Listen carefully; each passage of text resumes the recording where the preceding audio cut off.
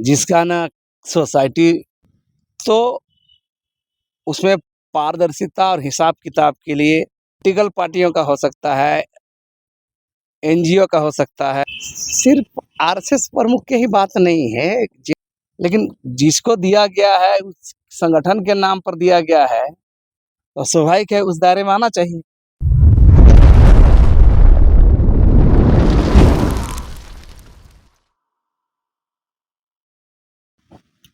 नमस्कार, जोहार। आप देख रहे हैं झारखंड स्वतंत्र खबर। हमारे साथ बातचीत करने के लिए बुद्धिजीवी, आदिवासियों का नेता लक्ष्मी नारायण मुंडा है। और एक बड़ी मुद्दा है कि आरएसएस का रजिस्ट्रेशन का मांग किया जा रहा है, लाइसेंस का मांग किया जा रहा है।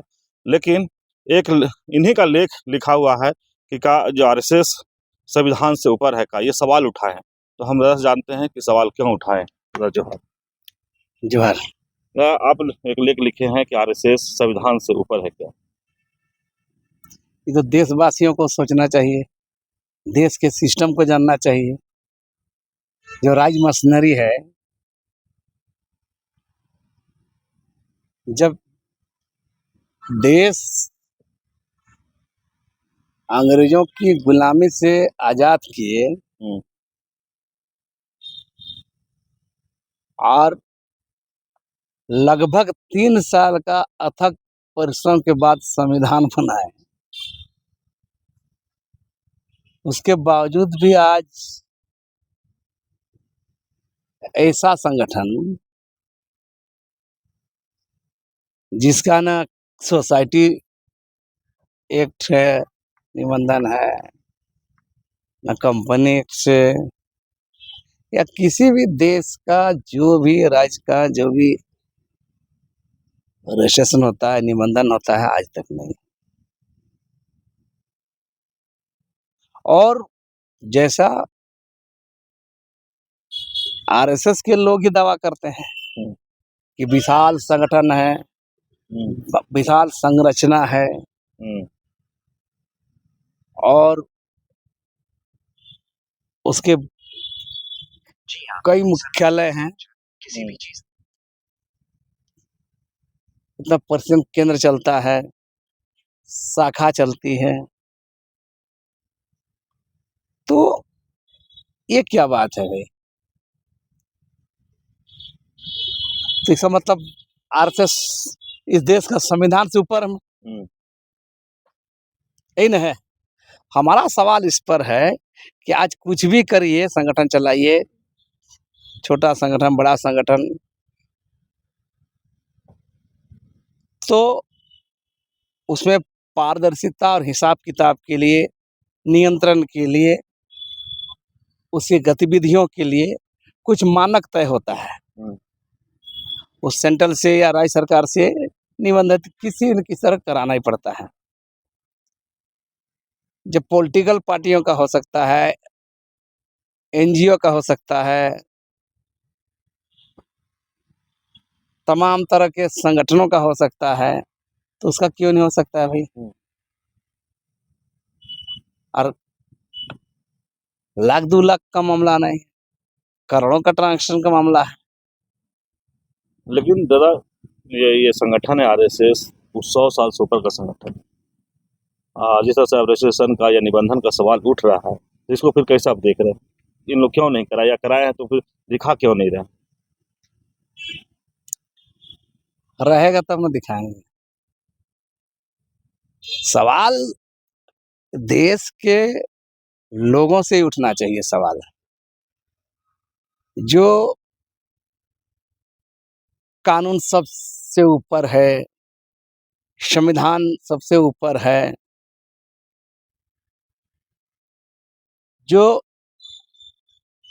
इस तरह का बातें होती है, तो सवाल यह है कि क्या उस संविधान से भी ऊपर है?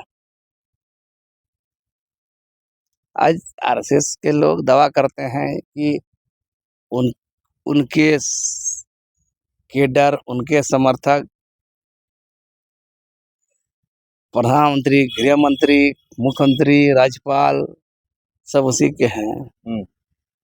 तो स्वाभाविक है कि इसका मतलब स्पष्ट है कि संविधान से अपने को ऊपर समझता है और जो देश के जितने भी संवैधानिक नियम कानून है उसको नीचे रखते हैं। तो ये स्पष्ट है कि आरएसएस उसकी आइडियोलॉजी क्या रही है ये अलग बहस हो सकता है, लेकिन आपके आय व्यय लेखा जोखा का ब्यौरा तो देना ही पड़ेगा ना। कोई भी सामूहिक संगठन चलाते हैं, केंद्र चलाते हैं, शाखा चलाते हैं, स्कूल चलाते हैं, कॉलेज चलाते हैं, जो चलाते हैं आप, सबका हिसाब होता है तो उनको भी देना चाहिए। और इस देश में हर घर से, हर परिवार से, हर समाज से, चाहे देश का दलित हो, पिछड़े हो, सवर्ण हो, चाहे जो भी लोग भारत की न्याय प्रक्रिया या भारत के संविधान का, भारत के नियम कानून को मानते हैं, तो उस पर दबाव बनाना चाहिए कि आरएसएस को विधिवत सरकार की जो नियम कानून के दायरे में उनको रजिस्ट्रेशन कराना चाहिए। लेकिन जरा एक और सवाल अभी खड़ा हो रहा है कि अगर रजिस्ट्रेशन नहीं है, निबंधन नहीं है, फिर आरएसएस प्रमुख को जेठ प्लस सुरक्षा मिला हुआ उस किस सिर्फ आरएसएस प्रमुख की ही बात नहीं है, जेठ प्लस सुरक्षा की बात नहीं है। मैंने जब आप ये सवाल किसी का सुरक्षा का जो सवाल है वो देश की सरकारें, राज्य सरकारें निर्धारण करती है कि सुरक्षा दिया जाना नहीं जाना, तो इस हिसाब से उनको सुरक्षा दिया गया है। चलिए उसे हम बहुत ज्यादा हम बहस नहीं करना चाहते हैं, लेकिन जिसको दिया गया है उस संगठन के नाम पर दिया गया है तो स्वाभाविक है उस दायरे में आना चाहिए, उस दायरे में आना चाहिए। तो अगर इस तरह का बात अगर होता है तो उतना बड़ा सुरक्षा का खर्चा भी उसको बंद किया जा रहा है संगठन का आरएसएस प्रमुख होने के नाते, तो स्वाभाविक है ये सवाल तब खड़ा होता है। एक इंसान के सुरक्षा के लिए कोई सुरक्षा दिया जा रहा है ये सवाल नहीं है। सवाल ये है कि उस संगठन के प्रमुख होने नाते दिया गया है तो उस संगठन का हिसाब किताब भी ऑडिट होना चाहिए, पारदर्शी होना चाहिए, नियंत्रण होना चाहिए कि कोई भी ऐसा गतिविधि जो देश की संविधान नियम कानून से ऊपर ना हो।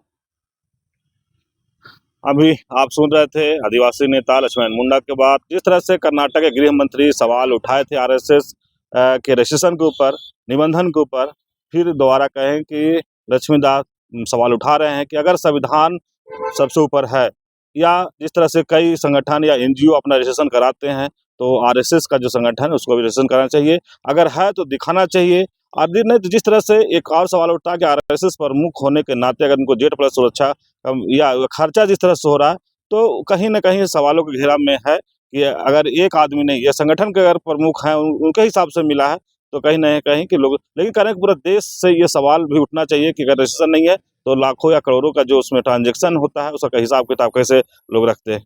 तो इस तरह खबर को देखने के लिए आप झारखंड स्वतंत्र खबर से जुड़े रहिए। जोहार, नमस्कार।